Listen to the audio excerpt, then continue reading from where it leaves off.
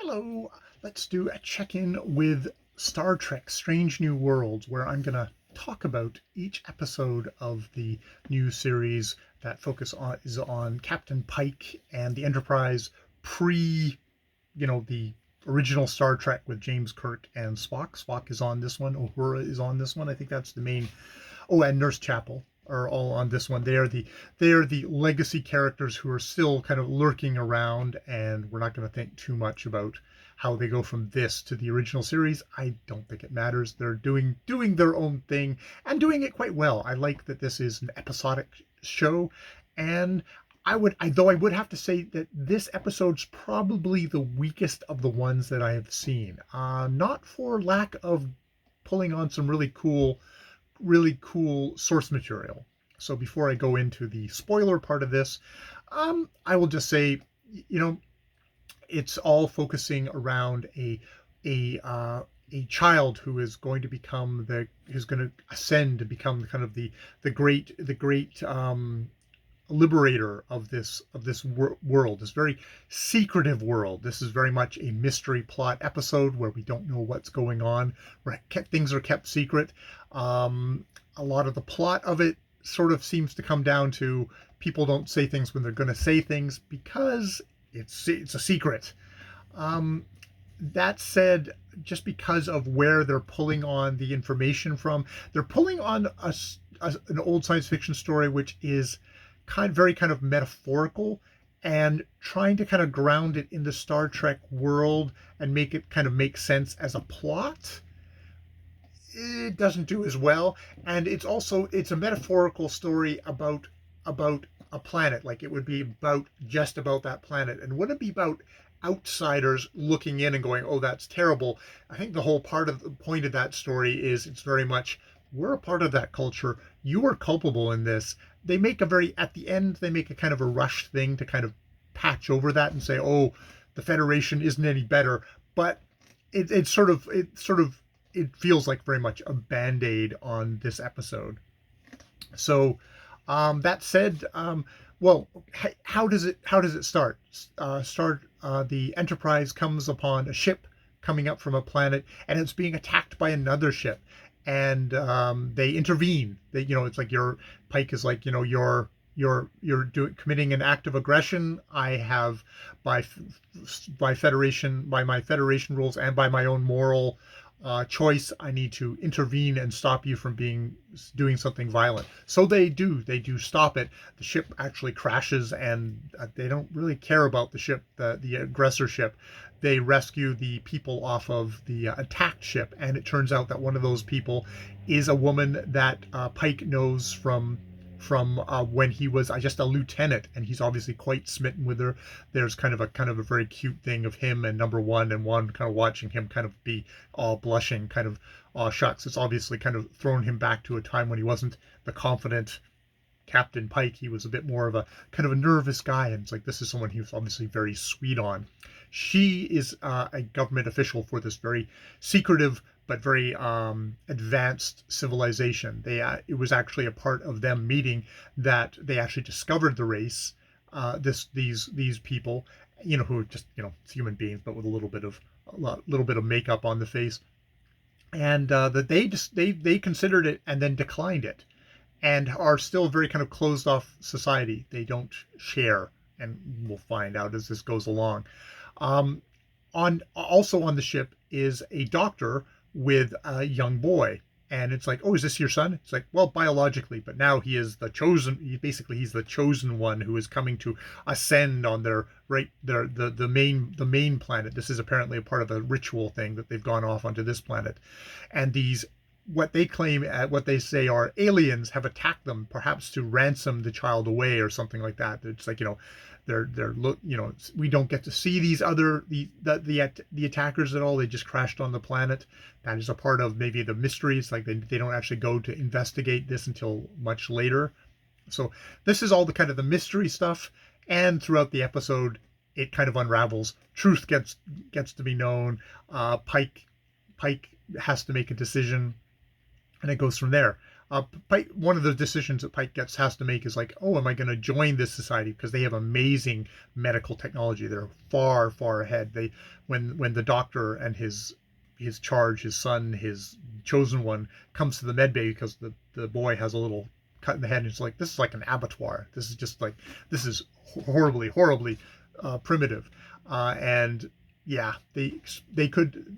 The woman says like, oh, we could give you technology. If you became one of us, we could probably heal you quite easily if you get into some horrible accident and end up in the beep chair, which is what's going to happen. Spike has learned the future and knows that in about 10 years he's going to have a horrible accident, be horribly scarred, and end up in basically an iron lung with only like a beep beep thing to be able to communicate. Just terrible, terrible fate, which is haunting him.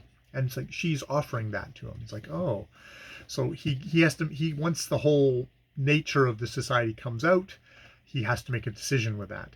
At the same time, the doctor has Benga has his daughter, who he's kept in a transporter buffer all this time because she has a horribly degenerative disease.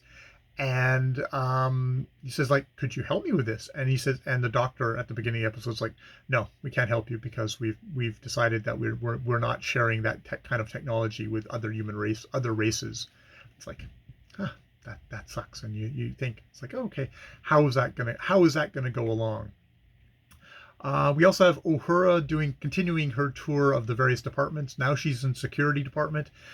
She because she's in the security department, she becomes crucial to discovering secrets and uncovering things as the episode goes along. It feels a little bit shoehorned in. She is like the trainee, but she's the trainee who just knows everything. It's a part of the kind of, you have to watch out with a lot of, especially with these characters, these new characters that just, they can do everything wonderfully. It's like, I kind of probably like it and find it more interesting if she fucked up once in a while and had to learn from the people around her, that she's not coming on the Enterprise with all the great skills and can do everything perfectly. It's like, well, she's a genius linguist, but I'm sure there'd be plenty of stuff that she could fuck up as a Starfleet officer or Starfleet personnel, which she doesn't know yet, which she could think she knows how to do everything, but kind of have to learn, oh, I have to do things within this system. You would think, but that's not that kind of show. It's kind of like, wow, I'm amazing and I get to do everything I want. I hope that they do make her a little bit more rounded and they give her a little bit of room for growth in the story. Okay, so all that said, even though it's the weakest of the six episodes, it's still a pretty good episode. That said, there's a lot of things to nitpick, and that kind of goes into the spoilers. So, for spoilers in the episode, spoiler alert, yes, as Jesse Gender said, I think they definitely owe Ursula K. Le Guin a royalty check, if she was still alive, for her short story, The Ones Who Walk Away from Amelie's. That's a story where a perfect paradise society is able to be a paradise because it keeps one child locked away in a room, horribly suffering. And because that child is locked away in that room, horribly suffering, everybody else gets to be happy. And everybody in the society is shown this, so they're aware. They're shown it like early. Some people go back multiple times. And the great majority of people say, okay, they're willing to accept that this horrible, horrible suffering is happening with this child. And that's the price of their happiness. They're okay with that, and as you can tell from the title of the story, but there are the ones who walk away from the Amelies, and I think Ursula K. Le Guin, to paraphrase at the very end, it's like there's the ones who walk away, and where they go, we don't really know about yet, and there's sort of an implication of this is rather that someone always has to lose out for happiness to happen is something that seems to be at this point inescapable with how human existence is at the moment, and the concept of living a life where no one suffers because of what you've got is something that's maybe is beyond our reach, beyond our comprehension, beyond our way of living at this point. So that's the story, but it's a very metaphorical story, which they've tried to kind of graft on to a Star Trek episode. And in a Star Trek episode where you kind of have realistic kind of things and plot points, you're like, when it looks like, oh, they're not going to have the child's been kidnapped. The woman that Pike is into is like, okay, well that just means our whole world is going to explode. Whatever he power keeps this floating city paradise above, and if they don't have this kid to power it, then all this stuff will crash down to the ground and it'll just be all destroyed and they'll all be in shit. Which is like, you start thinking about that and you think, well, then you would have like a cohort of like, hundreds, if not thousands of kids, plenty of spares around. So if like one, because like what happens if that kid tripped and broke his neck, or any other kind of accident happened, or someone went insane and killed that one kid, that you'd be dead. Everyone would be dead, and it probably would have happened already, considering how long this society has been around. You would need spares, is what I'm saying, and it makes no sense not to have a spare. Now, in Ursula K. Le Guin's story, it's a metaphor. She doesn't even go into the dynamics. Like in the Star Trek story, it's because he gets plugged into a machine and it runs off of a children's Nero matter or some kind of gobbledygook that way.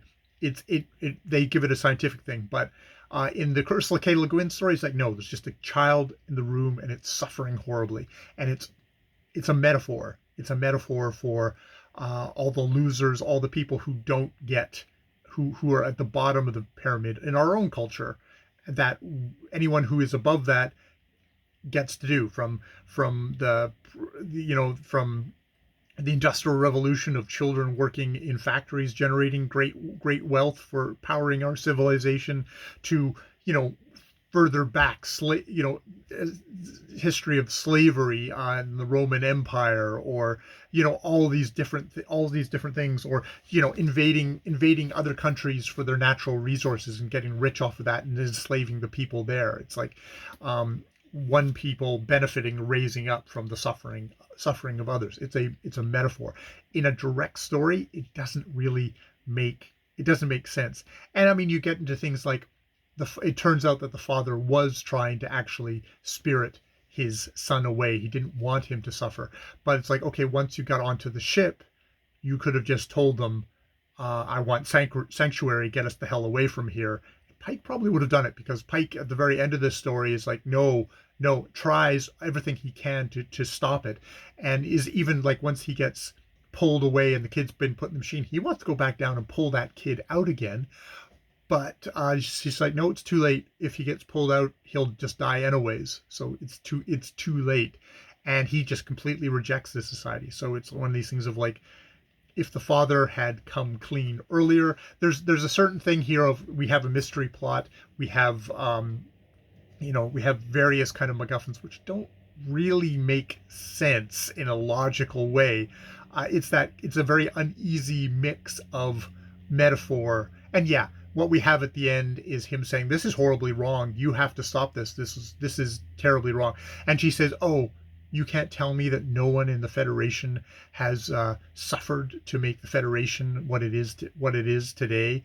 And it's just like, it's a little bit of a kind of it's a band-aid at the end, saying like, oh, we're talking about you, the audience. You're the people living in a paradise. And I mean, you can definitely see that, especially if someone's like living in Canada or living in the United States or any other kind of wealthy industrial country, especially with wealthy industrial countries who have all their cheap products being shipped to them from places where people are working in a hell of a lot less, pretty horrible conditions there.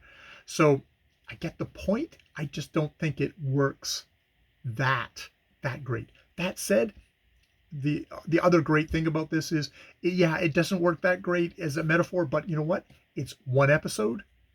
We did the episode, and then we'll go on to the next story. And the next story will either be, super, super great, or maybe it'll be like, okay, maybe it'll even suck, but it'll only be one episode, versus having something where you've like latched onto this metaphor or something for an entire season and have to kind of drag yourself through it. That's, I think, one of the key differences between Star Trek: Strange New Worlds and more long form that they've tried with things like Picard and Discovery. So yeah, yeah, it was an okay episode. It was an okay episode. Looking forward to seeing what comes next week. Oh boy. All right. I will leave it there. More videos later. I've been Jay.